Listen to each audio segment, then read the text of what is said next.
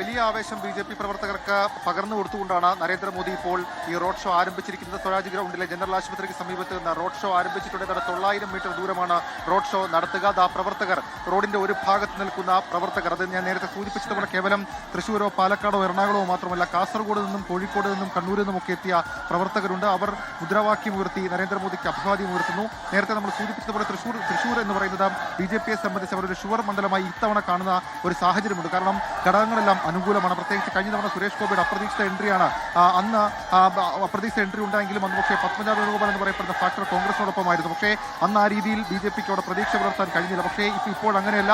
അന്ന് രണ്ടാം സ്ഥാനത്തെത്തിയിരുന്ന പത്മജ വേണുഗോപാൽ തന്നെയുണ്ട്. സുരേഷ് ഗോപി തന്നെയാണ് പത്മജ വേണുഗോപാലിന്റെ പേര് മുന്നോട്ട് വെച്ച് പത്മജ വേണുഗോപാലിനെ എൻ.ഡി.എ കാൻഡിഡേറ്റാക്കി തൃശ്ശൂരിലേക്ക് അവതരിപ്പിക്കുന്നത്. അപ്പോൾ സ്വാഭാവികമാണ് എല്ലാ ഫാക്ടേഴ്സും തങ്ങൾക്ക് തൃശ്ശൂരിൽ അനുകൂലമാണെന്നൊരു പോസിറ്റീവ് തിങ് അത് ബി.ജെ.പിയെ സംബന്ധിച്ച് ഇപ്പോൾ തൃശ്ശൂരിലുണ്ട്. അതിന്റെ ഒരു അനുരണനം ഇപ്പോൾ ഈ റോഡ് ഷോയിലടക്കം നമുക്ക് കാണാൻ സാധിക്കും. ഒരുപക്ഷെ ജില്ലയ്ക്കകത്ത് നിന്നും പുറത്തു നിന്നും വരുന്ന 50,000-ലധികം ആളുകളെ അണിനിരത്തിക്കൊണ്ട് ഇപ്പോൾ പരിപാടി സംഘടിപ്പിക്കുമെന്നാണ് ബി.ജെ.പി ജില്ലാ നേതൃത്വം അറിയിച്ചത്.